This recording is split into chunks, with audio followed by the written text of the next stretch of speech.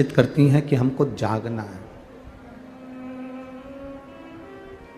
एक बात आपसे पूछें, रात्रि को आपके मोहल्ले में चोर आता है और सबको मालूम है कि रोज आता है, तो आपके कितने मोहल्ले के लोग होंगे जो सोते होंगे? नींद आएगी क्या? जम के बोलो जरा। नहीं आएगी। जिसको मालूम है कि हमारे मोहल्ले में चोर आता है, हमारी कॉलोनी में चोर आता है, हमारी सोसाइटी में चोर आता है, हमारे सेक्टर में चोर आता है, या हमारे नज़दीक में, हमारी गली में, हमारे आसपास में चोर आता है, तो वो उसको नींद नहीं आती। उस गली के लोगों को, उस सेक्टर के लोगों को, उस कॉलोनी वालों को नींद नहीं आएगी, उसका नींद आना बंद हो जाएगा। फिर उसको नींद नहीं आ रही, फिर उसको निंद्रा नहीं आ रही है, क्योंकि उस सेक्टर में, उस कॉलोनी में चोर आ जाता है तो किसी को यह भय लगने लगता है कि चोर आया था परसों के दिन, उनका सामान ले गया, कल चोर आया था उनका ले गया, कहीं ये हमारा ना ले जाए, कहीं ये हमारा सामान ना ले जाए। इसलिए हम रात भर नींद नहीं आती है, रात भर निंद्रा नहीं आती है। अब जैसे रात भर नींद नहीं आ रही है, रात भर निंद्रा नहीं आ रही है क्योंकि किसी का सामान ले गया, हमारा ना ले जाए, उसी तरह ये जब हम एक विचार करिएगा, चोर आया, रात्रि को आया, मोहल्ले में आया और पूरे मोहल्ले की नींद उड़ गई कि ये लेकर ना चले जाए। लोग कहते हैं कि बुढ़ापे में, वृद्धावस्था में नींद नहीं आती। हम कहते हैं उनको मालूम है कि यमराज आएगा और इस आत्मा को खींच कर ले जाएगा, इसलिए नींद उड़ी पड़ी होती है कि कोई आएगा और खींच कर ले जाएगा। निंद्रा कहां है? अंत समय प्रभु आना पड़ेगा, वचन दिया तो निभाना पड़ेगा। आए ना आए प्रभु कुटुंब कबीला, अंत समय प्रभु आना पड़ेगा, और वचन दिया तो निभाना पड़ेगा। एक परिस्थितियां व्यक्ति को भगाती है। पर शिव महापुराण की कथा कहती है, हमने अगर जागना सीख लिया, हम जाग रहे हैं, हम जागृत हैं, तो परिस्थितियां हमको भगा भी नहीं सकती।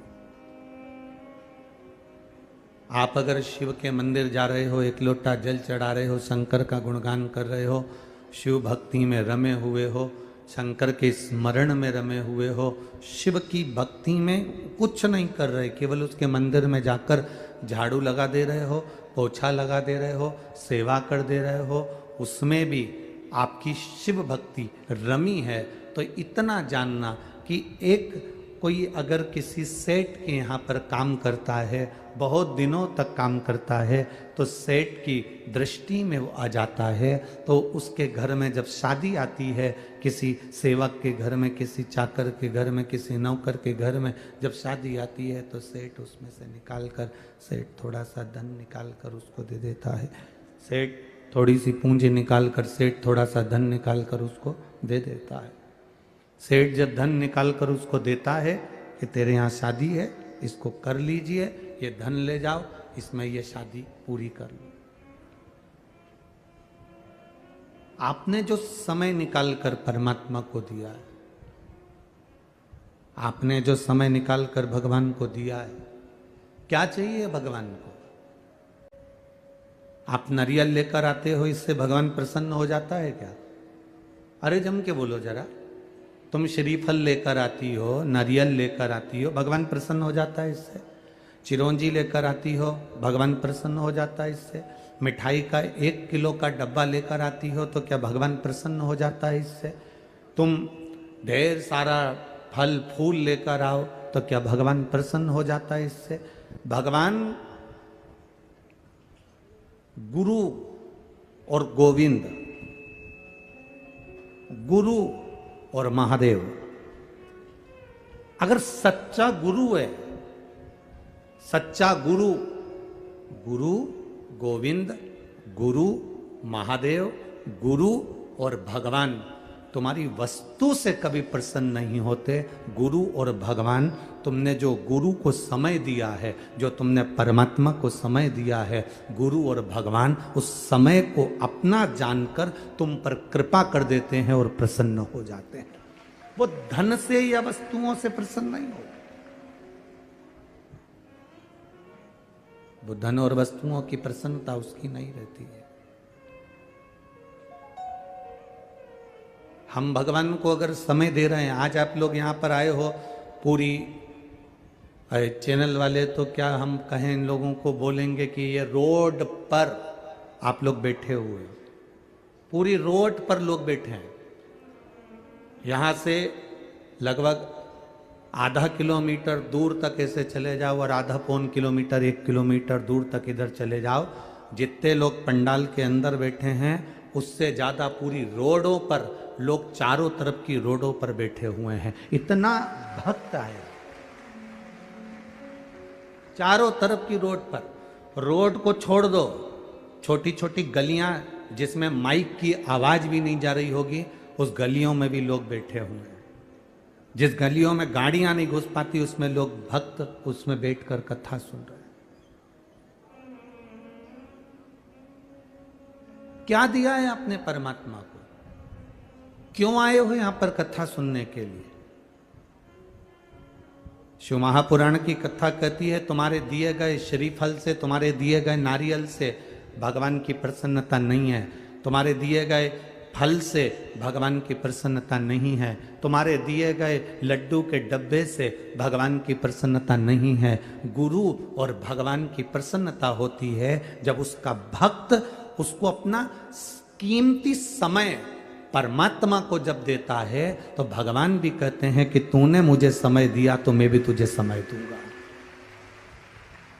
तूने आज मुझे समय दिया है, एक दिन आएगा तो मैं तुझे समय दूंगा। तूने मुझे समय प्रदान करा है, मेरे लिए तू अपना घर छोड़कर यहाँ आकर बैठ गया, मेरे लिए तू अपना द्वार छोड़कर मंदिर आकर बैठ गया, मेरे लिए तू रोज मंदिर आता है, एक लोटा जल चढ़ाता है, मेरे लिए तू बेलपत्र तोड़ कर लेकर आता है, मेरे लिए तू श्री शिवाय नमस्तुभ्यम का जाप करता है, मेरे लिए राम नाम कृष्ण नाम भजता रहता है, जपता रहता है। तो आपने परमात्मा को समय दिया है, और हमें परमात्मा से क्या चाहिए? समय ही तो चाहिए। जब कोई विषम परिस्थिति में फंस गए, एक्सीडेंट हो गया, वेंटिलेटर पर पड़े हो, कोई तकलीफ आ गई, आईसीयू में पड़े हो, तब तुम भगवान से क्या प्रार्थना करोगे? तुम्हारे परिवार वाले क्या बोलेंगे भगवान से? भगवान इनकी उम्र बढ़ा देना, भगवान ऐसी कृपा करना, भगवान इनकी लंबी उम्र कर देना, मेरे सुहाग की उम्र लंबी कर देना, इन बच्चों के पिता की उम्र लंबी कर देना, भगवान कृपा करना, इनको थोड़ा समय और दे दो परमात्मा, इनको समय दे दो परमात्मा, थोड़ी उम्र और बढ़ा दो परमात्मा। हम भगवान से मांगते क्या है? हम मांगते हैं इनकी उम्र बढ़ा दो, इनका समय और बढ़ा दो, इनकी उम्र बढ़ा दो। तो भगवान भी कहता है, तूने मेरी कथा में समय दिया था, इसलिए अंत समय में जब तकलीफ में होगा तो मैं तुझे समय दूंगा। आ गया तेरा समय, समय आ गया तेरा कि तुझे मरना है। उसके बाद भी राजा श्वेत की कथा कहती है, राजा श्वेत प्राण त्यागने का समय आ गया और भगवान का भजन में लगा था, तो भगवान ने कह दिया इसने मुझे समय दिया था, इसलिए इसको थोड़ा समय और दो और जाओ तुम यहाँ से। यमदूत इसको नहीं पकड़ सकते, यमराज इसको छोड़ो यहाँ से, तुम छोड़ कर जाओ। यमदूत कहते हैं इसका अंतिम समय, भगवान कह रहे हैं इसने मुझे समय दिया, मेरी सेवा करी, मेरे को जल चढ़ाने आया, मेरी आराधना करी, मेरे मंदिर में चाकरी करी, पोछा लगाया, झाड़ू लगाया, कहीं ना किसी रूप में ये मेरी सेवा में लगा रहा, इसलिए इसने मुझे समय दिया है तो मैं इसको समय दूंगा। और वो अभी आप अपना समय भगवान को दे रहे हो और भगवान तुमको जो समय देगा, अंत समय प्रभु आना पड़ेगा, वचन दिया तो निभाना पड़ेगा, आए ना आए प्रभु कुटुंब कबीला, अंत समय प्रभु आना पड़ेगा। ये अंत समय में हमें उसकी जरूरत पड़ेगी। तुम्हारे मामा जी, तुम्हारे काका जी, तुम्हारी बुआ जी, तुम्हारे फूफा जी, तुम्हारे जीजा जी, तुम्हारी जीजी, तुम्हारा बेटा, तुम्हारी बहू, तुम्हारा पोता, तुम्हारी पोती, तुम्हारा नाती, तुम्हारा पंती, तुम्हारा रिश्तेदार, जितना भी है ना, जिसको तुम समय दे रहे हो ना, ये तुम्हारे काम आखिरी में नहीं आएंगे। वेंटिलेटर पर जब पड़े रहोगे, इन सबको डॉक्टर बाहर निकाल देगा, सबको। जब सब बाहर निकल जाएंगे, तुम डॉक्टर से कहोगे ये हमारा जीजा जी आंदो ना अंदर, डॉक्टर के जीजा होगा तेरा, चल निकल बाहर यहाँ से, आईसीयू रूम में कोई नहीं आएगा, वेंटिलेटर के पास कोई नहीं आएगा, ये हमारा बेनोई जी है, इनको तो अंदर आंदो, 5 मिनट तो आंदो, चलो बाहर निकलो यहाँ। उस अंत की घड़ी में, उस वेंटिलेटर की घड़ी पर, उस दुख की घड़ी में कोई नहीं आएगा। उस दुख की घड़ी में तब मेरा देवाधिदेव महादेव, जिसको तुमने समय दिया है, वो सामने खड़ा हो जाएगा। दुख की घड़ी तुम्हारे सामने आकर खड़ा हो जाएगा, दुख की घड़ी में वो तुम्हारे सम्मुख में आ जाएगा। एक पत्र आया है, शंभू एक पत्र आया है, इस पत्र को देखिएगा।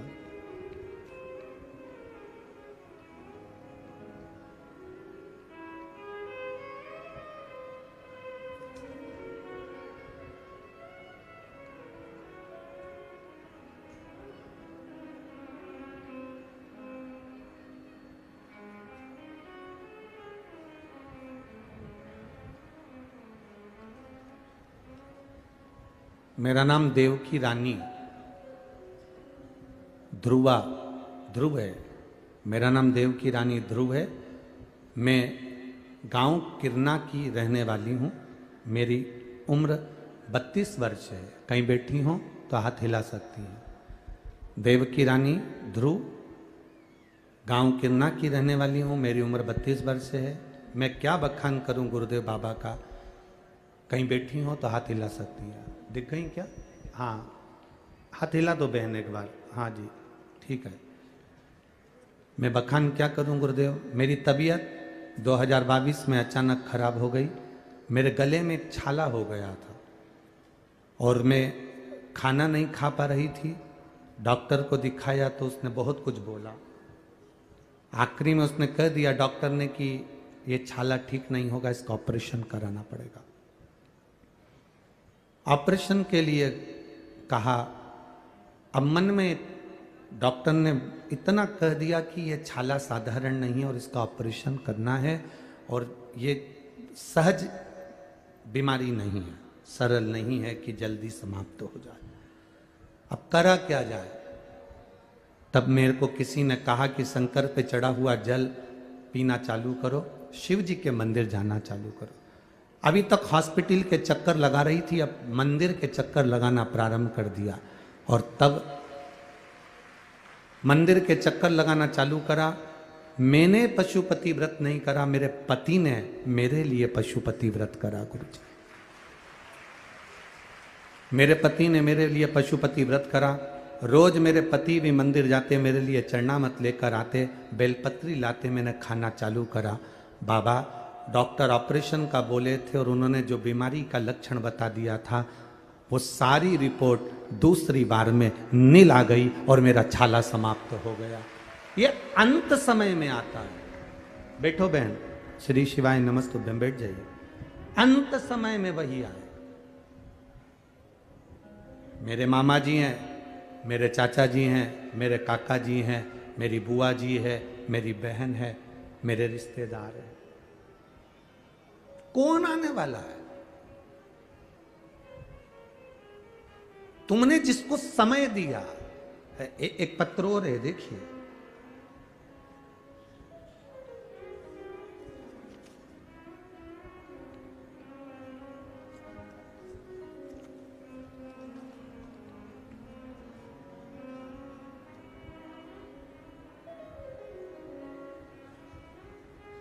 मैं उषा गुप्ता, पति श्री संजय गुप्ता, दुर्ग छत्तीसगढ़ की रहने वाली हूं। कहीं बैठी हो तो हाथ हिला सकती है। मेरा नाम उषा गुप्ता, पति श्री संजय गुप्ता, दुर्ग छत्तीसगढ़ से आई है। कहीं बैठी हो तो अपना हाथ हिला सकती है, जहां कहीं भी बैठी। दिख गए क्या उधर? हाँ, पीछे है। हाथ हिला तो एक बार बहन। हाँ जी, दिख गए हो, दिख गए हो, ठीक है। ऐसे हाथ हिला तो एक बार वापिस हाथ हिलाओ। हाँ जी, ठीक है। दुर्ग छत्तीसगढ़ से हूँ गुरुदेव। मेरे पति संजय गुप्ता के मुंह में दिसंबर 2022 में छाला हो गया था। जांच में पता चला कि कैंसर है। गुरुजी, हम इलाज हेतु टाटा मेमोरियल हॉस्पिटल मुंबई ले गए। 26/1/2023 में रायपुर संजीवनी कैंसर हॉस्पिटल में भी उनका इलाज चालू हुआ, ऑपरेशन हुआ। गुरुदेव, दूसरी बार फिर वापिस बीमारी उपज गई। शरीर ऐसा नहीं कि फिर वापिस ऑपरेशन कराया जाए। अब करा क्या जाए? सबको, मोहल्ले की माताओं को मंदिर जाते देखती थी तो मैं भी मन में सोची कि अब इन्हीं के भरोसे चलते हैं। और बाबा को जल चढ़ाने लगे। वो जल लाकर पति को देने लगे। बाबा जी सिर में वो जल लगाते थे, गले में लगाते थे। फिर वापिस जो गांठ बता दी गई थी कि वापिस गांठ हो गई है और वो गांठ वापिस वही की वही है, तब जल पी पी कर, बाबा की सेवा कर कर, मंदिर में बाबा का आराधना कर कर दूसरी बार जांच कराने के लिए हम फिर पहुँचे तो सारी रिपोर्ट नॉर्मल आ गई। और बाबा की कृपा से हमने कहा था जब अगर इनकी रिपोर्ट नॉर्मल आ जाएगी तो हम पंडाल में बैठकर कथा सुनेंगे, इसलिए हम यहाँ पहुँचे। अब ठीक है बाबू, एक बार हाथ हिला दो वापिस। हर हर महादेव। विराजिए। श्री शिवाय नमस्तु। ये रिश्ते हम मना नहीं करेंगे कि आप रिश्ते ना निभाइए, आप निभाओ। बहू को जितना समय देते हो, पोता पोती को जितना समय देते हो, बेटे को जितना समय देते हो, अपनी दुकान को जितना समय देते हो, अपने व्यापार को जितना समय देते हो, अपनी फैक्ट्री को जितना समय देते हो, अपनी नौकरी को जितना समय देते हो, अपने परिवार वालों को जितना समय देते हो, उन सारे समय में से केवल अगर आप 1 मिनट का भी समय अपने पास के मंदिर में 1 लोटा जल चढ़ा कर दे रहे हो तो वो समय जो तुमने परिवार को दिया वो काम भले ना आएगा, पर तुमने जो महादेव को समय दिया वो समय तुम्हारा महादेव ने अपने खाते में जोड़ कर रखा। मेरी जीजू, आप लोग मंदिर जाती हो? यहां जितनी बैठी हैं जाते हो मंदिर? तुम्हारे घर के पास मंदिर है? कितनी देर लगती है मंदिर जाने में? 5-1 मिनट लग जाते होंगे। आप 1-2 मिनट में मंदिर में जल चढ़ा के आ भी जाते होगे। 10 मिनट का समय लगता है। प्रतिदिन का 10 मिनट जोड़ कर रख लो, प्रतिदिन का। कितने महीने जा रही हो? 3 महीने से, कोई 1 साल से, कोई 1.5 साल से, कोई 6 महीने से, कोई 4 महीने से, कोई जब जब उसकी चित्त वृत्ति हो, जब उसका मन।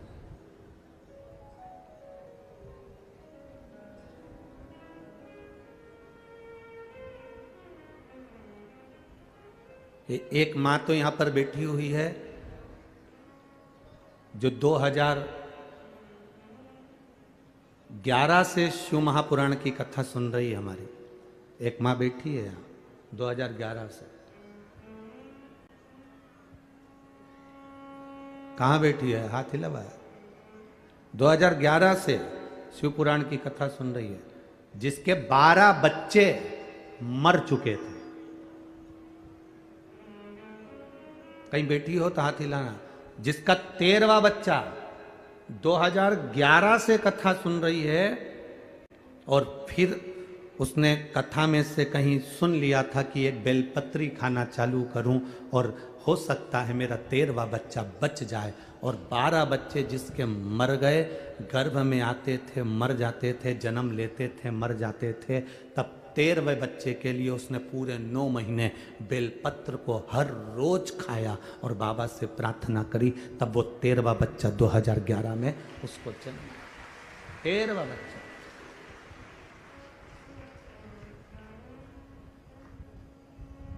और 2011 से बाबा का स्मरण कर रही। 2011 में उसको, जब 11 तक उसके 12 बच्चे मर चुके थे, तब शंकर की आनंदता उसने श्रवण करना प्रारंभ कर। उस समय तो ये टीवियों पर ज़्यादा हमारा प्रसंग आते नहीं थे, छोटे छोटे यूट्यूब पर लोग सुन लेते थे और कहीं छोटा वो चैनल होता उस पर, ये आस्था वगैरह पर तो अब लोग सुनना चालू करे, पर लोगों ने उसको जो शुरू से सुना उसने अपने जीवन में उतारा।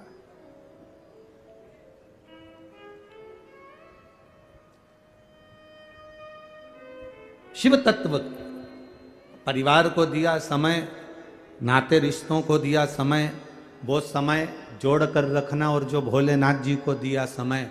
आप लोग बहुत दूर दूर से आए हो, गलियों में बैठे हो, रोडों पर बैठे हो, छतों पर बैठे हो, गाड़ियों पर बैठे हो, दुकानों में बैठे हो, और हम क्षमा भी मांगेंगे आप लोगों से कि लगभग आज 20 से 25 हजार लोगों को रेलवे स्टेशन से यहाँ तक नहीं आने दिया, वापस स्टेशन से उनको ट्रेन में बिठाकर भेज दिया वापस।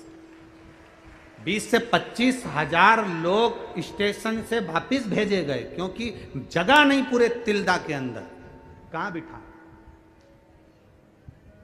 बिठाया?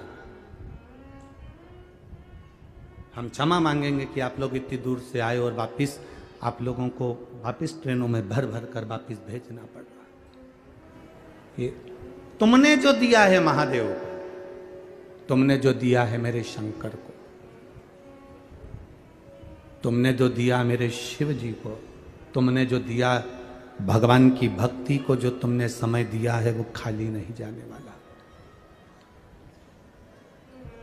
हिसाब तुम्हारे पास भले नहीं होगा कि मेरे को इतने कदम चलकर शंकर जी के मंदिर गई, इतने कदम चलकर मैं भगवान की कथा में गई, तुम्हें नहीं है हिसाब, पर उसने तुम्हारे एक एक कदम का, एक एक श्वास का, 21,600 श्वास जो तुम्हारे शरीर से निकल रही है, 3.5 करोड़ रोम छिद्र जो तुम्हारे शरीर में है, इसके एक एक हिसाब मेरे देवाधिदेव महादेव के पास में है। और आज तुमने समय दिया है, जब दुख की घड़ी है। कई लोग कहते हैं उसका एक्सीडेंट हुआ, बाबा ने उसको बचा लिया। क्यों? क्योंकि तुमने उसको समय दिया था। कभी मंदिर गए होगे, प्रणाम करा होगा, नमन करा होगा, कभी मंदिर पहुंचे होगे तो उसने हिसाब जोड़ लिया कि इसने इतना समय मुझे दिया है, इसलिए अभी इसको मरने नहीं देना है, ये मैं समय दूंगा, और समय देकर उसका और उम्र बढ़ा दी। ये शिव तत्व है, ये शंकर।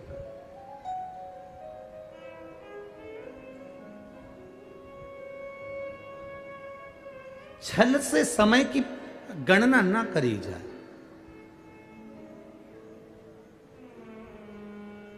विपदाओं से भागो नहीं, जागो। समस्या से भागो नहीं, जागो। आज दुनिया के लोग कहते हैं सारी समस्या का हल एक लोटा जल। प्रत्येक समस्या, मतलब दुनिया के लोग आज जाग गए। पहले भागते थे समस्या से, तकलीफ आई भागना है, हम कैसे निपटेंगे, भगवान क्या होगा, तो लोग भागते थे। दुकान नहीं चल रही, व्यापार नहीं चल रहा, तकलीफें बढ़ गई, बच्चे नहीं हो रहे, तकलीफें। कितना कितना जिसके भाग्य में नहीं उसको भी दिया है मेरे बाबा ने, जिसके भाग्य में नहीं है उसको भी दिया है। एक पत्र आया, उसमें लिखा उन्होंने कि गुरुजी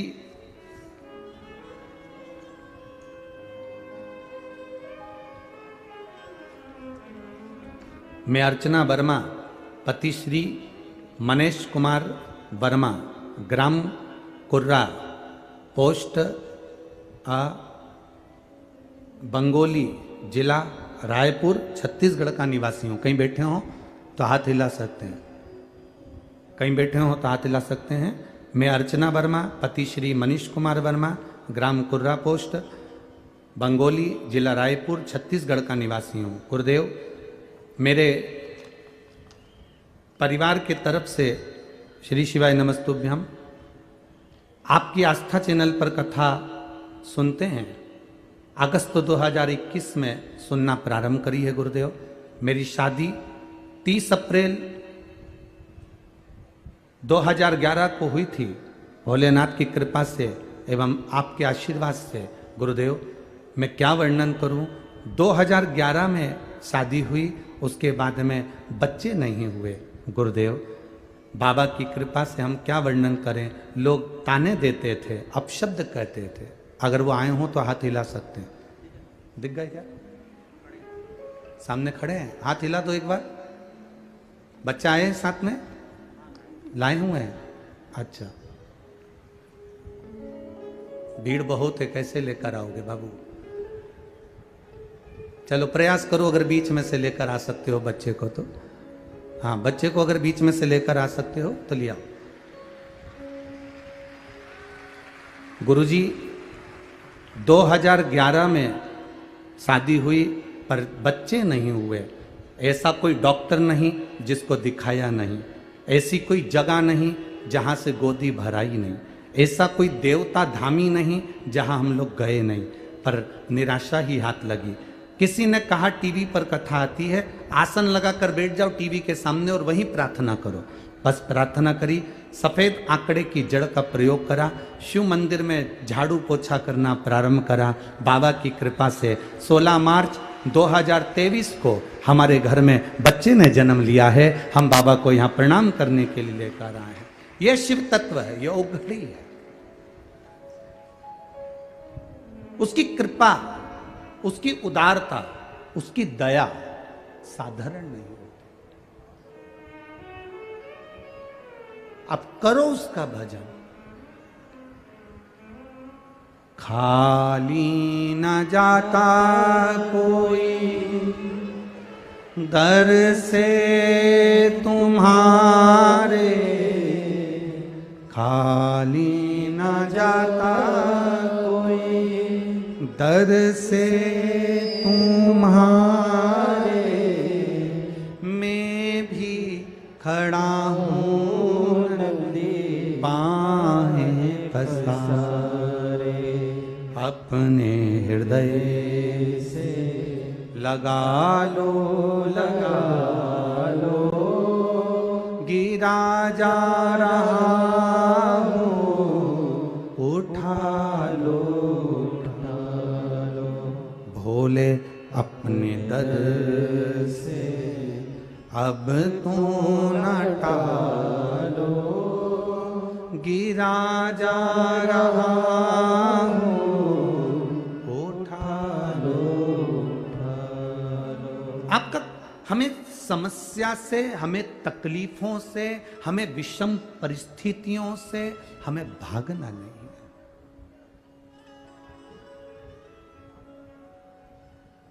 इन विषम परिस्थितियों से अगर हम भाग रहे हैं तो ये हमारी मूर्खता है। इन दुख की घड़ियों में हम भाग रहे हैं तो ये हमारी मूर्खता है। हमें विषम परिस्थिति से भागना नहीं, हमें विषम परिस्थिति से जागना है। जागेंगे तो सारी समस्या का हल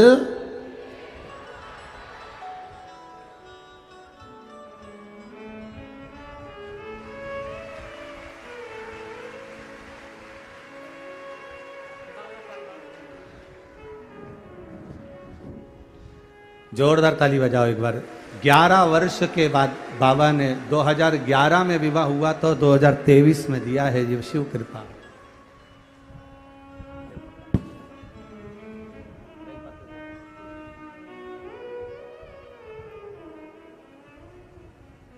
शिव कृपा,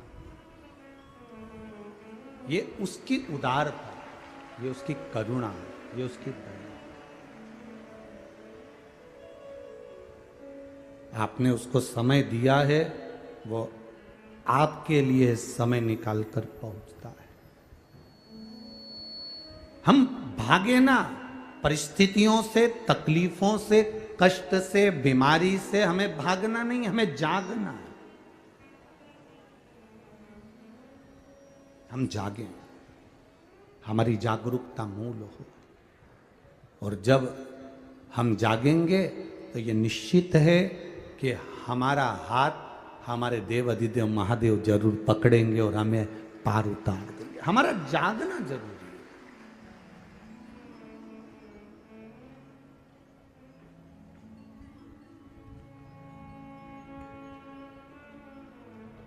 तेरी कृपा बिना न हिले एक भी अणु, लेते श्वास तेरी कृपा से तनु तनु। बखान क्या करूं मैं राखों के ढेर का, चपटी भभूत में खजाना कुबेर का। हे गंगधार मुक्ति द्वार ओमकार तू, भोले ओमकार तू। आयो शरण तिहारी शंभु तारका। ये उसकी उदारता से हमें जागरूक होना है। परिस्थितियों से लड़ने के लिए हमें जागरूक होना है।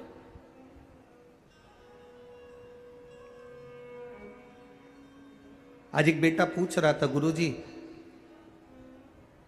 मैं कोई व्यापार खोलूं तो सफलता मिलेगी कि नहीं मिलेगी? हम कोई भगवान तो है नहीं कि आपको आशीर्वाद दे दें और कह दें कि आपको सफलता मिल जाए या ये मिल जाए या वो मिल जाए।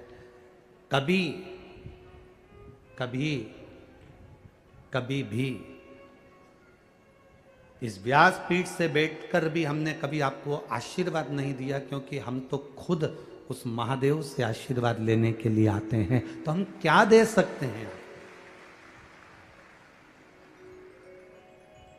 जो खुद भिखारी हो, जो खुद भिक्षुक हो, वो क्या दूसरे को देगा? हां, हमने उस बेटे से इतना जरूर कहा है कि अगर तुम व्यापार खोल रहे हो, व्यवसाय खोल रहे हो, कंपनी खोल रहे हो, तो शुरुआत में थोड़ा कष्ट जीवन में रह सकता है, पर तुम्हारी मेहनत अगर तुमने दिल से कर ली तो मेरा महादेव पकड़ कर पार कर देगा। ये निश्चित था।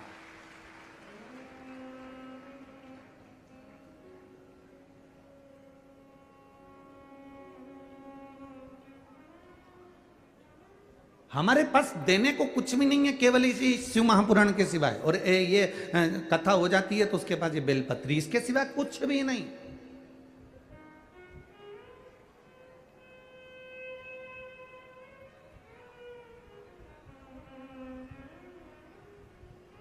और आपके पास में भी शंकर भगवान को देने के लिए कुछ हो ना हो, बस इतना याद रखना कि आप महादेव को क्या दिए हो। कोई आपसे पूछे, क्योरी तिल्दा गई थी कथा में, क्या देकर आई? क्योरी कहाँ गई थी? तिल्दा गई थी कथा में। तिल्दा नेवरा पहुंची थी, छत्तीसगढ़ गई थी कथा में। क्या देकर आई? तो तुम बिल्कुल छाती ठोक कर कहना, मैंने अपने 5 घंटे भगवान भोलेनाथ को दिए हैं, समय दिया है। और समय ही तो चाहिए। अच्छा, 2 चीजें तुम्हारे सामने रख दी जाए कि एक चीज ये कह दी जाए कि 5 मिनट में तुझे मरना है, और दूसरा कह दिया जाए कि मैं तुझे 5 करोड़ रुपए दे रहा हूं। तुम दोनों में से क्या चीज लो? बोलो। 5 मिनट में मरना है और 5 करोड़ रुपए दिए जा रहे हैं। 2 चीजें तुम्हारे सामने है और भगवान तुम्हारे सामने खड़ा हुआ है, तो तुम इन दोनों में से भगवान से क्या प्रार्थना करोगे? 5 करोड़ रुपए ले लोगे क्या? लेके करोगे भी क्या जब 5 मिनट में मर जाओगे।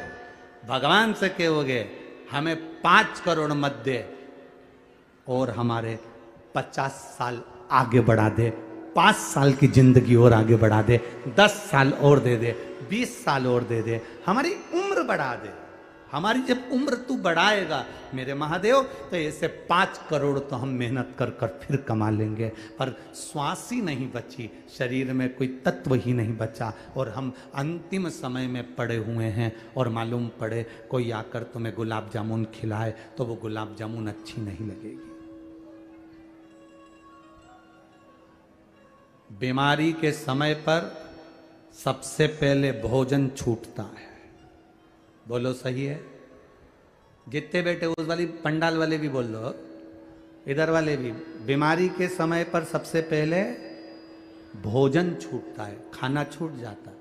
जितने लोग रोड पर बैठे हैं, जितने लोग ग्राउंड के बाहर हैं, सब बोलो भोजन कब छूटता? बीमारी आई और सबसे पहले खाना छूटा। बुखार आया, खाना छूट गया। सिर दर्द हुआ, खाना छूट गया। पेट में दर्द हुआ, खाना छूट गया। बीमारी अगर आती है तो सबसे पहले खाना छूट जाता है। शरीर में ताप बढ़ता है, बुखार बढ़ता है तो हमारा भोजन छूट जाता है। शरीर में ताप बढ़ा तो भोजन छूट जाता है। और जब हमारे घर में और हमारे ऊपर पाप बढ़ता है तो भगवान की कथा छूट जाती है, भजन छूट जाता है। शरीर में ताप बढ़ता है, शरीर में बुखार बढ़ता है तो भोजन छूटता है। और जब पाप बढ़ता है तो भजन छूट जाता है। जब आप भगवान के मंदिर नहीं जा पा रहे हो, शंकर जी को जल चढ़ाने नहीं जा पा रहे हो, पास में शिव महापुराण की कथा अपने गांव में तिल्दा में हो रही है और अपना अपना घर छोड़ के तिल्दा के इस पंडाल में नहीं पहुंच पा रहे हैं, तो समझ लेना कि हमारा पाप कितना बढ़ गया होगा। जब शरीर में ताप बढ़ता है तो भोजन छूटता है और जब पाप बढ़ता है तो भजन छूट जाता है, कथा छूट जाती है, सत्संग छूट जाता है। ये पाप कितना बढ़ गया होगा।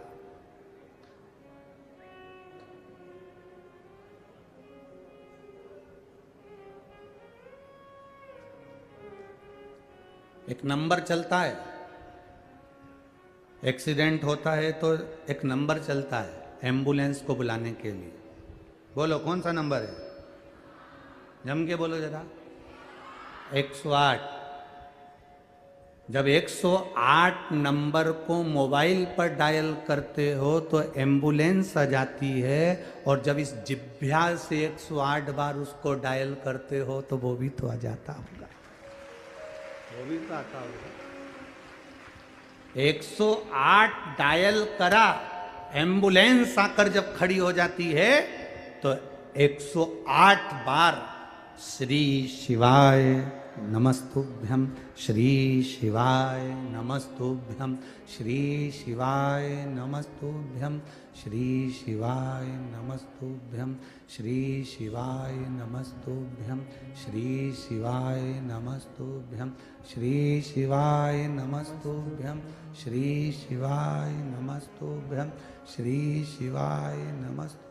जब तुमने उसको पुकारना चालू करा, तुम एक बार नंबर डायल करो और एम्बुलेंस वाला नहीं उठाए, फिर वापिस डायल करते हो, फिर नहीं उठाए, फिर डायल करते हो। तुम दूसरे से कहते तुम्हारे मोबाइल से कर दो भैया, एक्सीडेंट हो गया, 108 वाले को बुला दो भैया, एक्सीडेंट हो, जल्दी बुलाओ भैया, 108 वाले को बोल दो भैया। जितने खड़े रहते हैं सब 108 नंबर को डायल करते हैं। जरा विचार करना, शासन ने, प्रशासन ने 108 नंबर इसलिए रखा क्योंकि तुमको याद रहे कि 108 बार राम नाम, कृष्ण नाम, शिव नाम जपोगे तो परमात्मा भी आकर खड़ा हो जाता है। उसके जपने पर, उसके भजन में उसकी कृपा बरस जाती।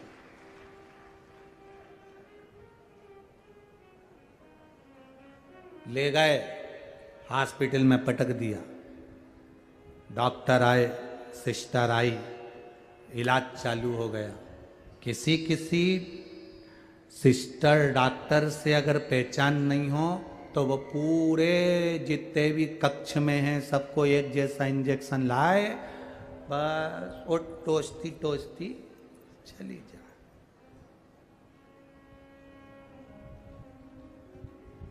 कोरोना का इंजेक्शन किस किसने लगवाया? वैक्सीन किस किसने लगवाई? सबने लगवाई। आप लोग जब इंजेक्शन लगवाने जाते थे तो वहां जाकर देखते थे कि इंजेक्शन वाली अपनी पहचान वाली है कि नहीं। वैक्सीन जो लगाएगी वो पहचान वाली है कि नहीं।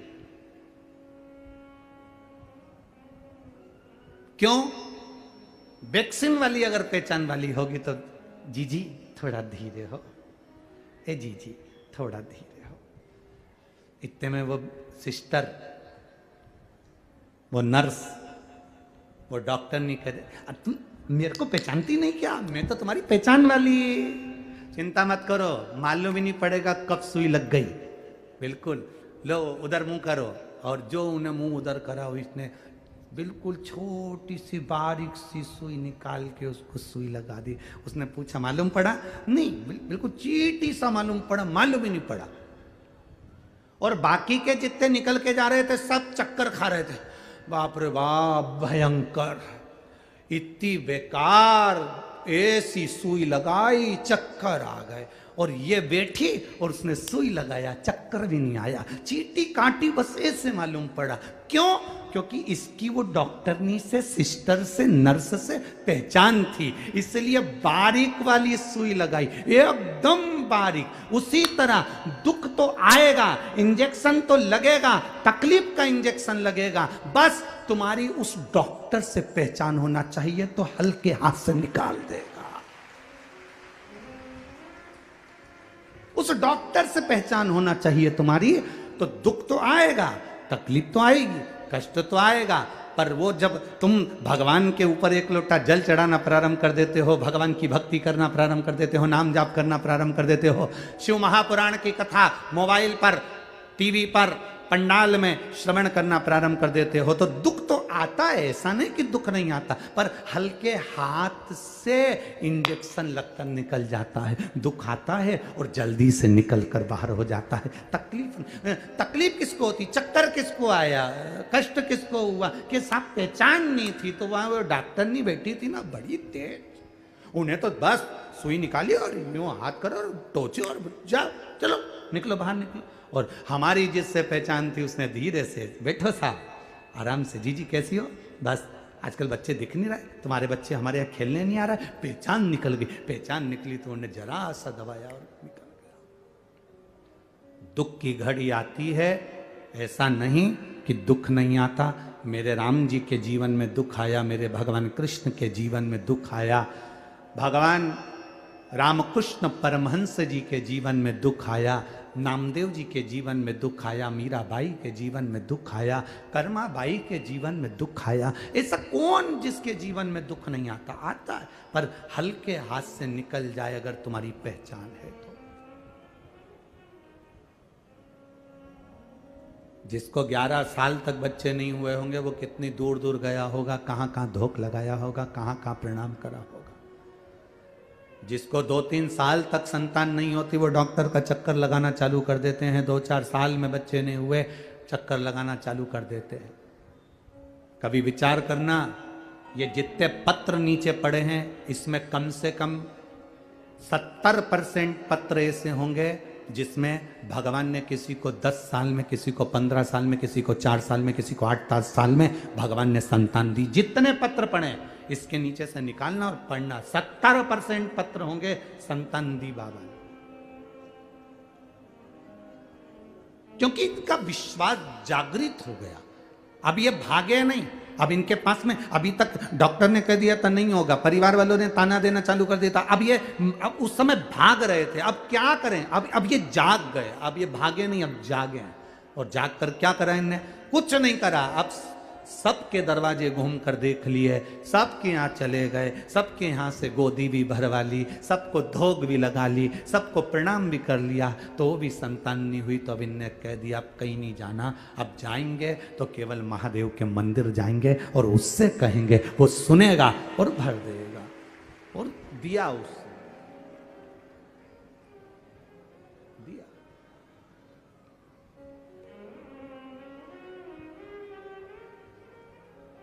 आपकी भक्ति के बल को बढ़ा लीजिए।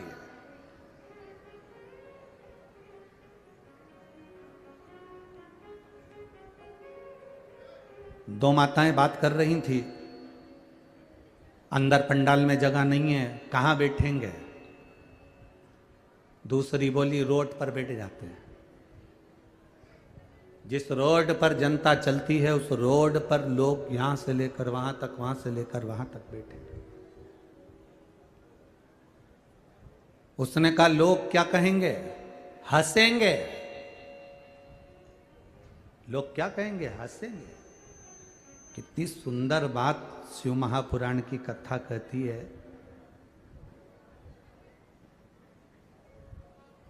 आप जब उन्नति की सीढ़ी पर चढ़ रहे हो और परिश्रम कर रहे हो और मेहनत कर रहे हो, आप जब विकास की ओर आगे बढ़ रहे हो, उन्नति की ओर आगे बढ़ रहे हो, मेहनत कर रहे हो, परिश्रम कर रहे हो, और तुम्हारे परिश्रम को देखकर, तुम्हारी मेहनत को देखकर अगर कोई हंसे नहीं तो समझ लेना कि तुम सफल नहीं हुए। सफल नहीं हुए हो। जब दुनिया के लोग तुमको ताना देना चालू कर दे, आड़ा टेढ़ा बोलना चालू कर दे और तुम पे हंसना चालू कर दे, समझ लेना कि अब तुम्हारी उन्नति निश्चित हो गई है।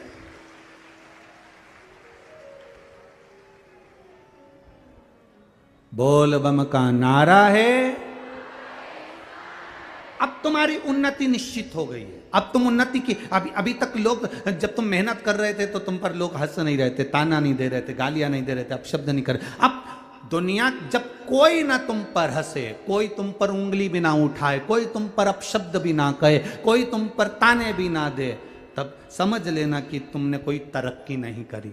अब जब तुमको लोग गालियां देने लगे, ताने देने लगे, अपशब्द कहने लगे, तब समझना कि मेरे भोलेनाथ ने हाथ पकड़ लिया, अब मतलब मैं उन्नति की ओर बढ़ना चालू हो गया हूं। इसलिए मेरी बुराई होने लगी, मुझे लोग अपशब्द कहने लगे, मुझे लोग ताने देने लगे, मेरी अब उन्नति की ओर में बढ़ना प्रारंभ कर दिया हूं। हमें क्या लगता है कि हमें लोग गाली दे रहे हैं, हमें लोग अपशब्द कर रहे हैं, हमें लोग ताने दे रहे हैं, मतलब मैंने कुछ गलती, ना ना ना, आपको दे दिया ना गाली, लोगों ने अपशब्द कह दिया ना, ताने दे दिया ना, समझ लो कि आगे बढ़ गए।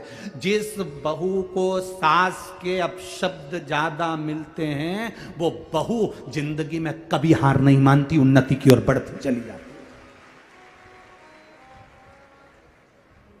ताने मिलेंगे ना आपको, अपशब्द मिलेंगे ना आपको, आप क्यों हारते हो? आपकी सास ने कुछ कह दिया, आपकी हिम्मत हार गई। आपको सास ने कह दिया कि तू तो बेकार है और तेरी जिंदगी भी बेकार निकलेगी, तो तुम ये हिम्मत मत हारना, तुम्हारी सास तुमको पक्का कर रही है, पक्का। चलो जीजियों, आप में से कितनी लोग हैं जो पापड़ बनाती हैं? कभी पापड़ बनाया है? पापड़ चने का, मूंग का बनाया? सबने हाथ ऊंचा करो, किस किसने बनाया है? जरा बनाया है? धर लो धर लो धर लो, बहुत बढ़िया। हमने भी बहुत बनाया हो, ठीक है। हमने बनाया। पापड़ बनाने वाली माताएं जानती है कि जो वो पापड़ का जो आटा होता है ना, उसको चने की दाल का जो आटा होता है, उड़द की दाल का, मूंग की दाल का जो आटा होता है, उसको अच्छा मसने के बाद उसको कूटना पड़ता है।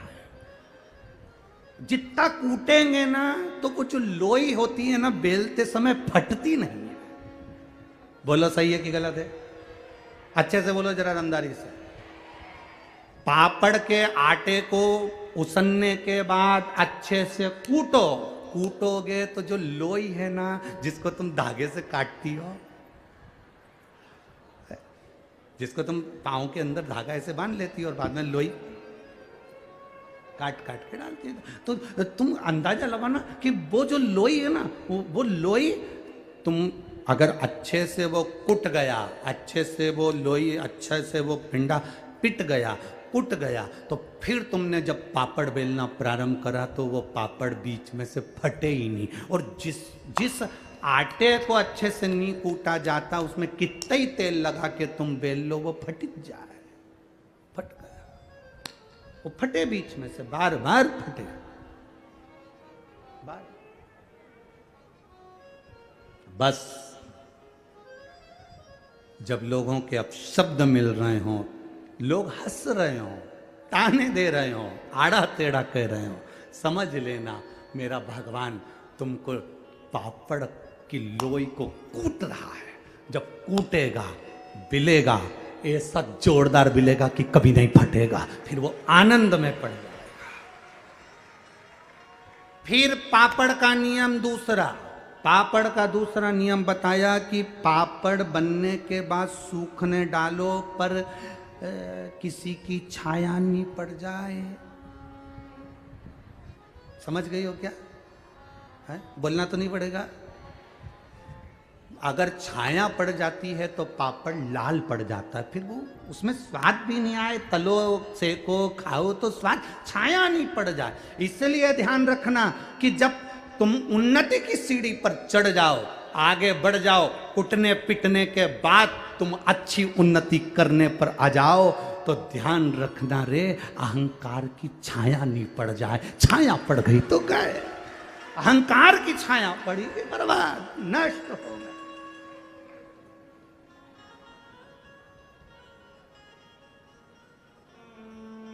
छाया ना पड़े। अभिमान, अहंकार, अभिमत्ता, अहम कि जब छाया पड़ती है तो बर्बादी का सिरा प्रारंभ हो जाता है। बर्बादी के सिरे की ओर हम बढ़ जाते हैं।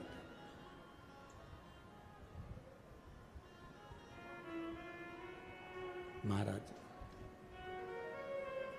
अहमता से परे हो जाइए, अहंकार से दूर। षडानंद कार्तिकेय जी, जाओ तारकासुर का संहार करो। मां पार्वती जी ने कहा, तुम्हारा जन्म हुआ है कार्तिकेय तारकासुर को मारने के लिए। तारकासुर को मैं मार दूंगा, तारकासुर को मैं समाप्त कर दूंगा। तारकासुर को मार कर आए, उसके 3 पुत्र थे, तारकाक्ष, विदुम्माली, कमलाक्ष की। ये तीनों शंकर भगवान की आराधना ना कर कर सीधे भगवान ब्रह्मा जी की आराधना करी। ब्रह्मदेव, वर दीजिए हम 3 पुरी का निर्माण करें, उसमें हम रहें, हमारे प्राण कभी ना छूटें, हम मरे ना। तब ब्रह्मा जी ने कहा, ऐसा नहीं हो सकता कि तुम मरोगे नहीं, मरना तो पड़ेगा, प्राण तो छूटेंगे, जाना तो पड़ेगा। तुम जितने बैठकर कथा सुन रहे हो और जितने यहां पर बैठे हो, जितने आस्था चैनल पर सुन रहे हैं, जितने फेसबुक यूट्यूब पर सुन रहे हैं, कोई तुमसे कह दे कि तुम्हारी जिंदगी में दुख नहीं आएगा, तुम कभी मरोगे नहीं, तुम मेरे पास बैठो, मैं तुम्हें मरने नहीं दूंगा, या तुम्हारी जिंदगी में दुख नहीं आने दूंगा, तो फालतू की बात है। जो लिखा ललाट पर वो तो भोगना है। जो ललाट पर लिखा है, पूर्व में जो तुम कर कर आए हो, उसको तो भोगना है। कौन भोगेगा? आपको कथा में कहा था, खांसी चलेगी तो आपको खांसना है, छींकना पड़ेगा तो आपको छींकना है। आपके बत्तल का कोई छींकेगा नहीं, कोई खांसेगा नहीं। भूख लगेगी तो भोजन करना पड़ेगा, प्यास लगेगी तो पानी पीना पड़ेगा, बीमार होगे तो गोली दवाई तुमको खाना पड़ेगा। उसी तरह अपने कर्म का भोग अपने को भोगना पड़े, कोई दूसरा नहीं भोगने वाला।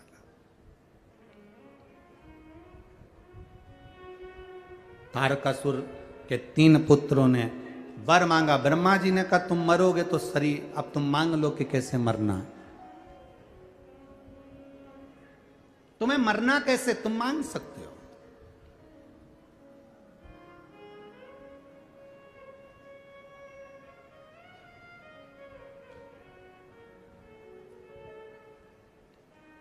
ब्रह्मा जी ने कहा, तारकाक्ष, विदुम्माली, कमलाक्षकी ने कहा वर दे दो, हम तीनों मरे तो एक जगह पर एक साथ मरे।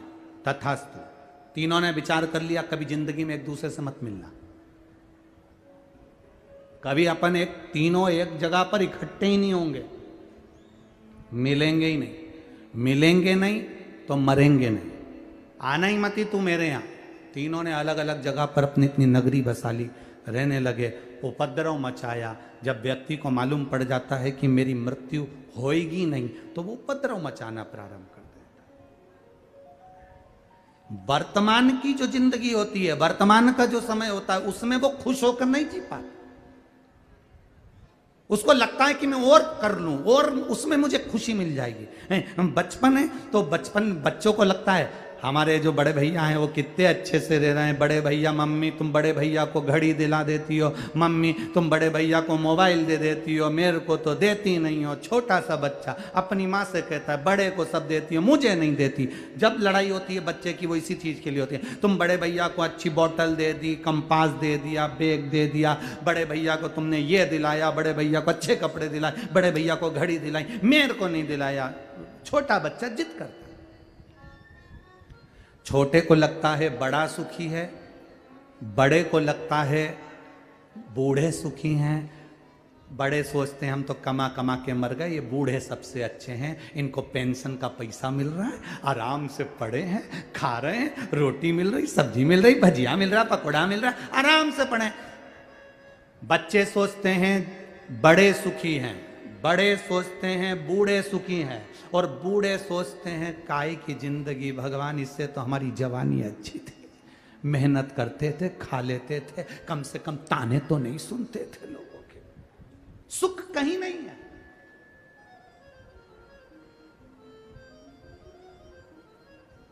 जो वर्तमान में जी रहे हो वो सुख है तुम्हारा। 3 मित्र, अब वो तीनों मित्र ने एक दिन विचार करा, चलो रे चलो अपन जरा बाजार चलते हैं और जंगल में चल के भोजन बनाते। तीनों ने मिलके खीर पूड़ी बनाई। अब खीर पूड़ी बनाई तो वो खीर पूड़ी बनाकर तीनों ने खाई, पेट भर के चकाचक खाई खीर पूड़ी। इतनी पेट भर के खाने के बाद उसमें से 1 कटोरा खीर बच गई। कितनी खीर बची? जम के बोलो जरा। 1 कटोरा खीर बच गई। अब 1 कटोरा खीर बच गई तो तीनों ने विचार करा कि अब इस खीर को कौन खाएगा, अभी तो किसी को भूख लग नहीं रही है। तो तीनों ने विचार करा एक काम करो, इस खीर को अपन एक काम करो कि यहां रख दो। अब खीर को अपन यहां पर रख देते हैं, ढाककर सो के उठेंगे, जिसको सबसे अच्छा सपना आएगा खीर वही खाए। सो जाओ। खीर रखी, सो गए। 2 सो गए, एक को नींद नहीं आ रही थी क्योंकि वो खीर दिख रही थी, नींद नहीं आ रही। करवट बदले पर वो खीर दिख रही, उसको नींद नहीं आ रही।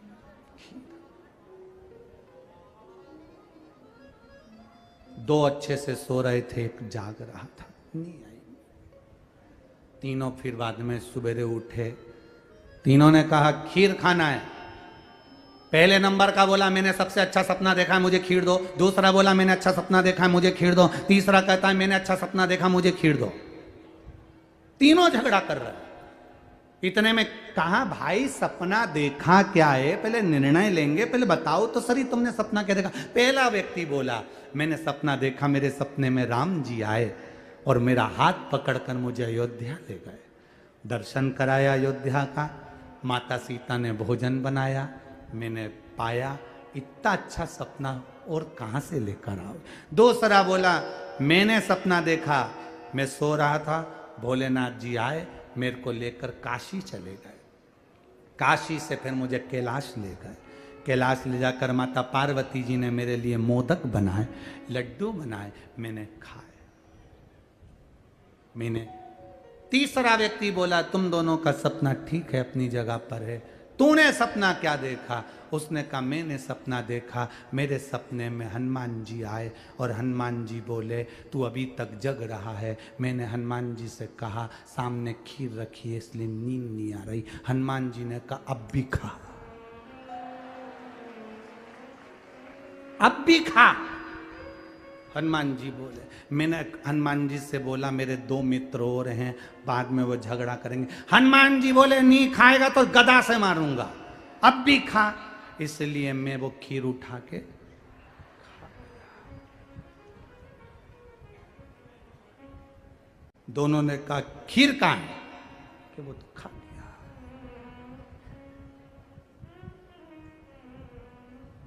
तो तुझे हनुमान जी से बोलना चाहिए था ना, मेरे 2 दोस्तों और हैं। मैंने बोला था हनुमान जी वो 2 दोस्तों और हैं। तो हनुमान जी बोले एक तो अयोध्या गया है, एक कैलाश गया है, एक ने मोदक खा लिया, एक ने सीता जी के हाथ का भोजन कर लिया, तू खीर खा, अब भी खा। खीर खा।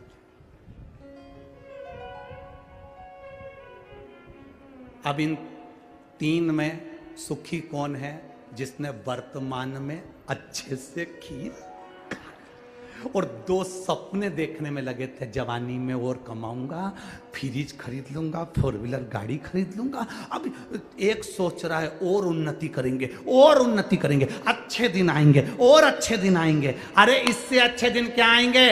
2 रोटी प्रेम से खा रहे हो, अपनी जिंदगी चकाचक जी रहे हो और आराम से भगवान शंकर की भक्ति कर रहे हो, इससे अच्छे दिन क्या रहेंगे जीवन के?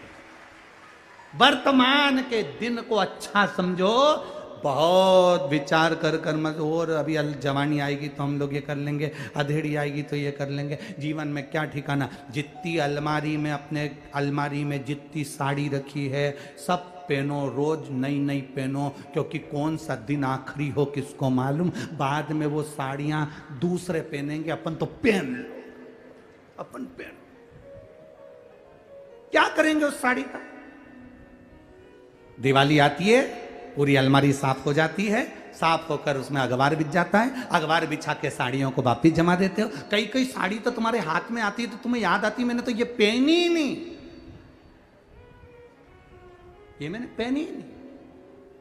इतनी साड़ियां तुम्हारे पास में एक से बढ़कर एक रखी है। कुछ कुछ के तो अब भी तुमने उसमें पीको और फाल करवाई है, कुछ कुछ साड़ियों की तो अब भी हाल तुमने चोली सिलवाई, सब रखी है। और मालूम पड़े वो साड़ी तुमने रखी थी और कह रही थी मैं बस देवर के लड़के की शादी में पहनूंगी। एक इतनी सुंदर साड़ी है, देवर के लड़के की शादी में पहनूंगी, और उसके पहले तुम चली गई।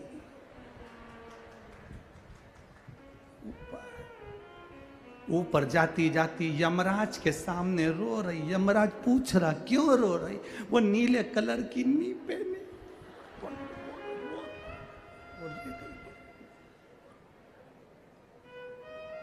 यमराज ने पूछा क्या चाहती हो? Once more. क्या चाहती? वंस, एक बार और छोड़ दो मुझे, मैं अच्छे से नीचे जाके नीली वाली साड़ी को पहन के और अच्छे से चली जाऊंगी। यमराज ने कहा हम तुझे नहीं छोड़ सकते। अब भी 3 दिन पहले तो मैंने ब्यूटी पार्लर में धागे से 250 रुपए दे के आई थी, और तुमने देखा भी नहीं मैं कितनी जोरदार लग रही थी। उठा कर कम से कम बंस मोर। यमराज ने कहा एक धर के दूं, चल बंस मोर। सीहोर वाला महाराज रोज कहता था 21,600 श्वास रोज मिल रही है, कौन सी श्वास आखिरी होगी किसी को नहीं मालूम। इसलिए वर्तमान की जिंदगी को खुश होकर जियो, वर्तमान की जिंदगी को खुश होकर जियो। ये जीवन फिर नहीं मिलने वाला है। एंजॉयफुल अपने जीवन को जियो, किसी का दिल ना दुखाओ, किसी को अपशब्द ना बोलो। जो परमात्मा ने तुमको दिया उसमें इतने खुश हो। झोपड़े में रह रहे हो तो झोपड़े में खुश रहो, 4 व्हीलर गाड़ी है तो उसमें खुश रहो, 2 व्हीलर गाड़ी है तो उसमें खुश रहो। शंकर भगवान की भक्ति करते रहो। 4 व्हीलर 2 व्हीलर जितनी भी है तुम्हारे पास में, उसमें टेंशन करने की जरूरत नहीं। भगवान का भजन करते रहना। वो तुमको 4 व्हीलर में घुमाए तो 4 व्हीलर में घुमा, वो तुम्हें जहां ले जाए वो आराम से ले जाएगा। मस्ती में अपनी जिंदगी को जियो। रो रो के तो लोग बहुत जी रहे हैं, क्या करोगे रो कर जी कर? जरा सा किसी ने कह दिया, मुंह फुला के अपने कमरे में एसी पड़ी। पति ने पूछा चंद्र घंटा क्या हुआ? चंद्र घंटा चिल्ला, पूछ रहे तुम्हारी मम्मी से, हमारी जिंदगी बर्बाद कर दी, आज तक कहीं घुमाने नहीं ले गए। इतने में वो बोला अभी 15 दिन पहले ही तो तुझे घुमाने के लिए लेकर गया था। कहां गए थे? जो बोला तो इतने में तो वो चले ही गया। चिल्ला, कोई ने कुछ कह दिया तुम रो रहे हो, किसी ने कुछ कह दिया मुंह फुलाकर पड़ गए। अरे कोई कितना ही बोले, घर में कितनी गाली दे कहीं का, कितना ही अपशब्द के, तुम्हारे घर के लोग तुमसे कितना ही कह दे निकल जा मेरे घर से, जा अपने बाप के घर, तो कह देना नहीं जाऊंगी, यहीं छाती पे मुंह डालूंगी, नहीं जाऊंगी, नहीं जाऊंगी। और जितना जितना तुमसे बोले तुम उतना मूंग की दाल गलाओ और उसका मंगोड़ा बनाओ और खाओ, नहीं जाऊंगी जा। और सास क्या कर रही है? मूंग की दाल गला रही है। तो मूंग की दाल क्यों गला रही है? क्योंकि एक ही दाल है जिसको मलते हैं ना तो गुस्सा निकालते हैं। मंगोड़ा बनाते समय मूंग की दाल को अच्छे से मसो, बोलो मती मुंह से, उतने में सास समझ जाएगी क्या कर रही है, बस मूंग की दाल मल रही है। क्या करेगी? मंगोड़ा बनाऊंगी। क्या करेगी मंगोड़े का? तुमको भी खिलाऊंगी, मैं भी खाऊंगी। तो सास कहेगी अभी तो लड़े थे अपन, तो के भूल गई।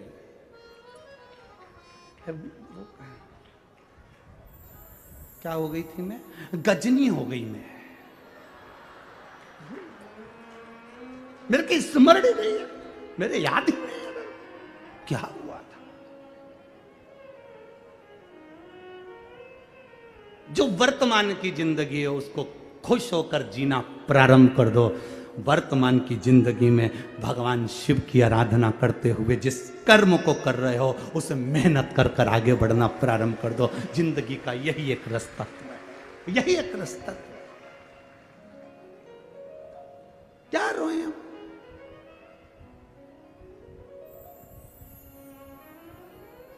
अब सौंप दिया इस जीवन का सब भार तुम्हारे हाथ। जब हमने परमात्मा के भरोसे पर सब सौंप दिया फिर क्या सोचना, क्या सोचना।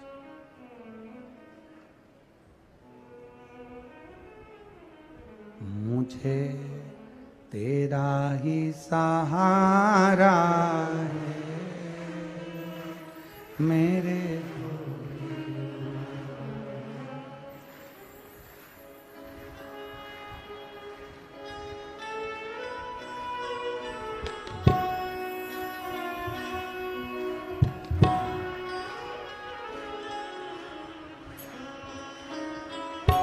आओ से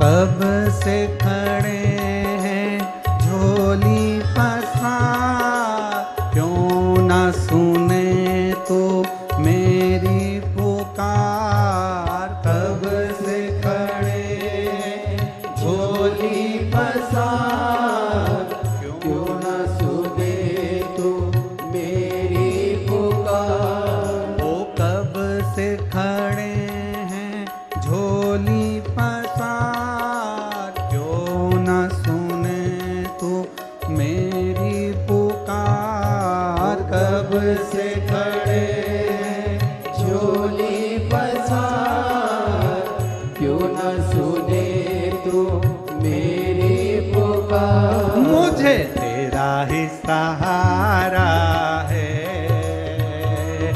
मेरे भोले बाबा। मुझे तेरा ही सहारा है मेरे भोले बाबा। मैंने तुम्हें ही पुकारा है मेरे भोले बाबा। मैंने तुम्हें ही पुकारा है। जितने रोड पर बैठे दोनों हाथों से बड़े प्रेम के साथ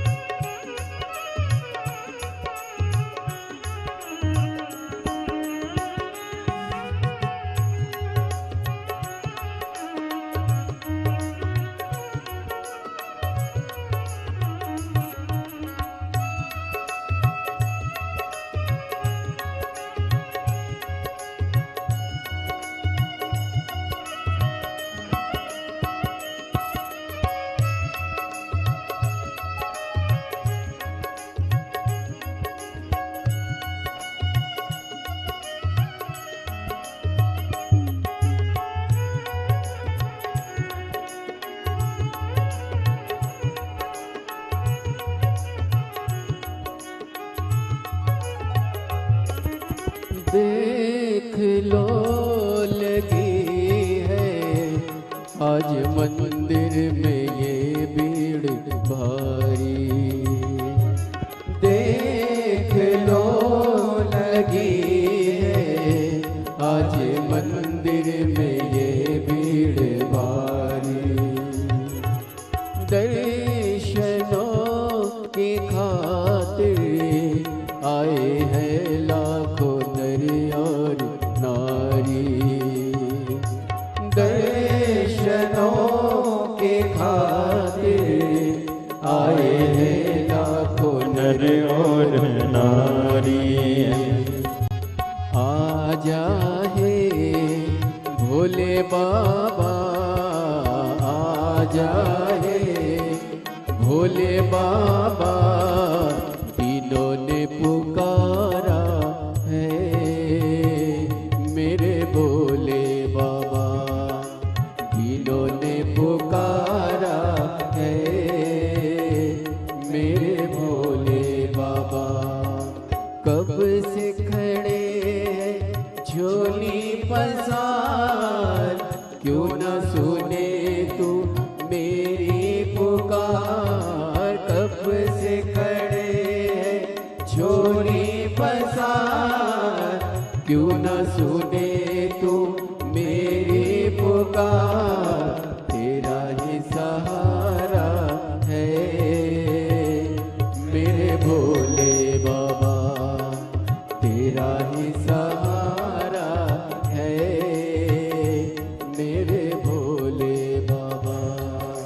कब से खड़े हैं झोली पसार, क्यों न सुने तू मेरी पुकार। कब से खड़े हैं झोली पसार, क्यों न सुने तू मेरी पुकार। ओ कब से खड़े हैं झोली पसार, क्यों न सुने तू मेरी पुकार। कब से खड़े झोली पसार, क्यों न सुने तू मेरी पुकार। मुझे सहारा है मेरे भोले बाबा, मुझे तेरा ही सहारा है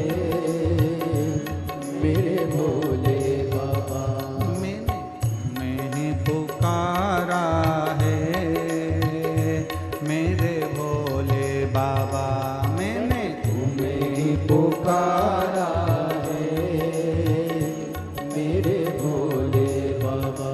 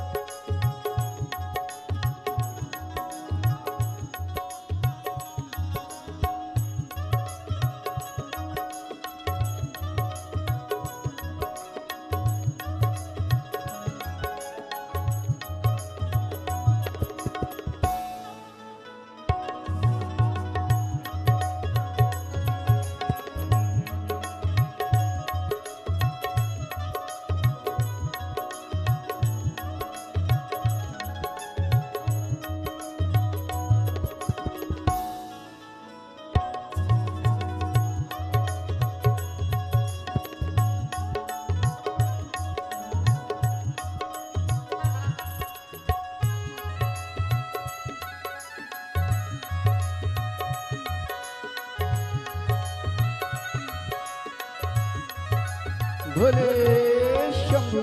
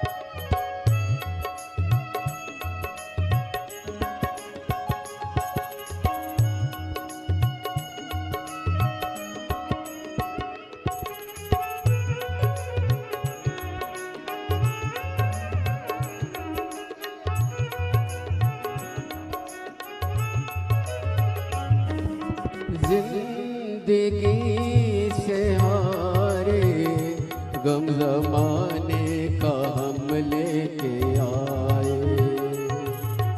जिंदगी से हारे गम जमाने का हम लेके आए। तू बता जहाँ में लोग अपने हुए क्यों पराए। तू बता जहाँ में लोग अपने हुए क्यों पराए। तेरे सिवा दुनिया में, तेरे सिवा दुनिया में कोई ना हमारा है। मेरे भोले बाबा कोई ना हमारा है। मेरे भोले बाबा कब से खड़े हैं झोली पसार, क्यों न सुने तो मेरी पुकार। कब से खड़े हैं झोली पसार, क्यों ना सुने तो मेरी पुकार। कब से खड़े हैं झोली पसार, क्यों न सुने तो मेरी पुकार। कब से खड़े हैं झोली पसार, क्यों ना सुने तू मेरी पुकार। तेरा ही सहारा है मेरे भोले बाबा। मुझे तेरा ही सहारा है मेरे भोले बाबा। मुझे तेरा ही सहारा है मेरे भोले बाबा। मुझे तेरा ही सहारा है मेरे भोले बाबा।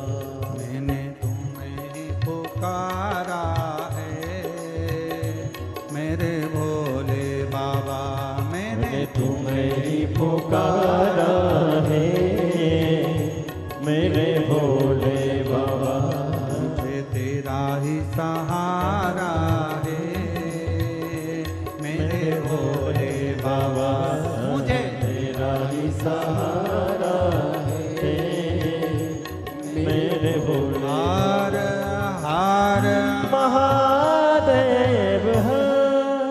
अपने अपने स्थान पर बैठकर, जहाँ जगह मिल जाए वहाँ बैठकर, बहुत दूर दूर से आप लोग आए हो, बाबा से प्रार्थना कर कर जाना कि जिस कार्य के लिए आए हो, जहाँ जगह मिले, रोड पर, दुकान पर, पंडाल में, पंडाल के बाहर, छत, जहाँ मिले जगह वहाँ बैठकर बड़े आनंद के साथ, भाव के साथ बाबा से प्रार्थना कर कर जाना। बाबा, मैं जिस कार्य के लिए आया हूँ ऐसी कृपा करना बाबा। मैंने सुना है तेरे द्वार से कोई खाली नहीं जाता। ऐसी करुणा करना बाबा कि मैं 3 महीने में जहां कथा हो वहां पर पहुंचकर मेरा भी पत्र आपके चरणों में पहुंचे, ऐसी करुणा कर देना बाबा से प्रार्थना बड़े भाव के साथ। जितने कार्यकर्ता खड़े हों वो भी बैठकर बड़े आनंद के साथ। बार बार ये मौका नहीं लगेगा। आज कथा तो 1 बजे से 4 बजे तक चल रही है। कल की कथा सुबह 8 बजे से 11 बजे तक रहेगी। कल की कथा सुबह 8 बजे से 11 बजे तक रहेगी। टीवी पर कथा 2 बजे से 5 बजे तक ही रहेगी। तो ध्यान कर कर, आज कथा का 6ठा दिवस है। आप दिल से बाबा से प्रार्थना कर कर जाइएगा, दिल से उससे कहिए। जिनको श्री शिवाय नमस्तुभ्यम आता है वो अपने स्वर में बाबा को दिल से, अपने हृदय से बाबा से विनती करेंगे। श्री शिवाय नमस्तुभ्यम, श्री नमस्तुभ्यं श्री शिवाय नमस्तुभ्यं श्री शिवाय नमस्तुभ्यं श्री शिवाय नमस्तुभ्यं भोला सब दुख काटो हमारा ओ भोला सब दुख काटो हमारा शिव शंकर जपो तेरी माला भोले बाबा जपो तेरी माला भोला सब दुख काटो हमारा ओ भोला सब दुख काटो हमारा वेश है मंगल मंगलकारी वेश है मंगल मंगलकारी शमशान वासी हमारा शमशान वासी हमारा ओ भोला सब दुख काटो हमारा ओ भोला सब दुख काटो हमारा। शिव कथा कहती है तारकाक्ष, विदुम्माली, कमलाक्ष की तीनों ने अलग अलग भवन बना लिए। जब इन्होंने उपद्रव करा, सबको परेशान करना प्रारंभ कर,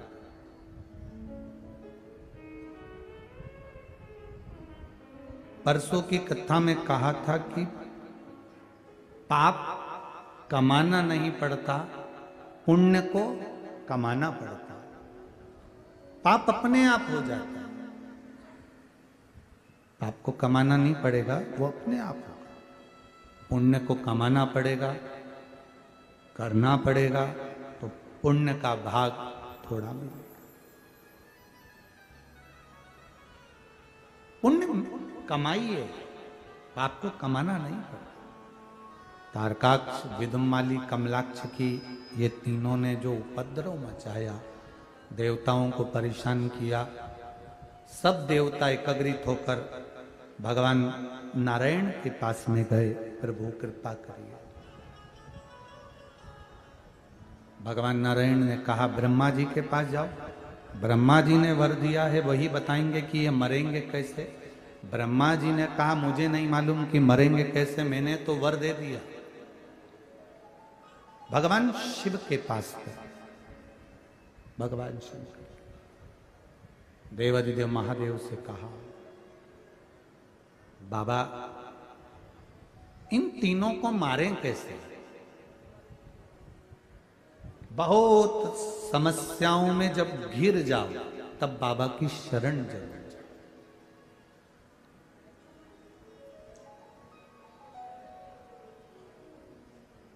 आपको कहा था बहुत समस्याओं से घिरे हो तो बाबा के पास चलो।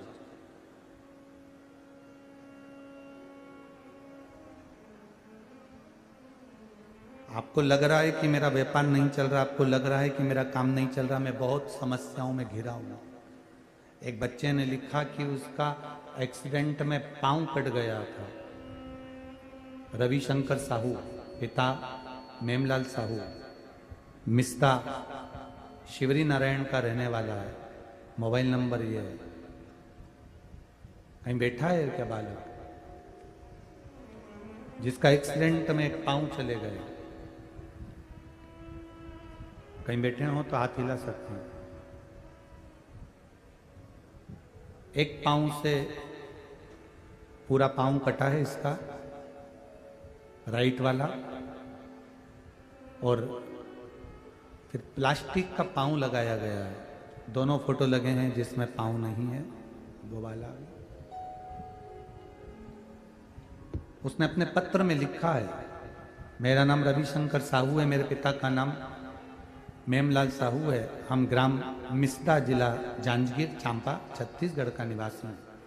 19 फरवरी 2019 को मेरा एक्सीडेंट हो गया था, जिसके कारण मेरा दायां पैर कट गया है। एक पांव से हूं मैं। लोग हंसते हैं गुरुजी, अपशब्द कहते हैं, मेरा व्यापार नहीं। बाबा से मैंने प्रार्थना करना प्रारंभ करा, केवल आपकी कथा सुनता हूं। पहले दुनिया के लोग कहते थे कथा के लिए, पर कभी नहीं सुनी। पर जिस समय मेरा पैर कट चुका, अब मेरे बाबा की शरणागति ले ली है गुरुजी। बाबा के भरोसे रहता हूं। बाबा से कहा था मेरा पैर भले चले गया, पर मेरी जिंदगी को आपको संवारना। गुरुदेव, बाबा के भरोसे पर एक व्यापार चालू कर दिया। दुनिया के लोग हंस रहे थे कि लंगड़ा क्या करेगा, पांव नहीं है ये करेगा क्या, पर मेरे बाबा ने मुझे संभाला है गुरुदेव। आज मेरा व्यापार ऐसा चल रहा है कि लोग देखकर आश्चर्य कर रहे हैं। ये शिव की कृपा है, शिव की उदारता, करुणा और उसकी दया।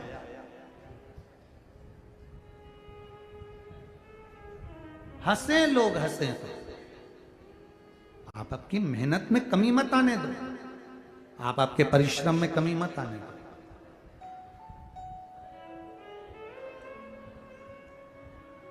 कहें दुनिया के लोग जो कहने वाले कहते रहेंगे, आप अपना कर्म करते रहो।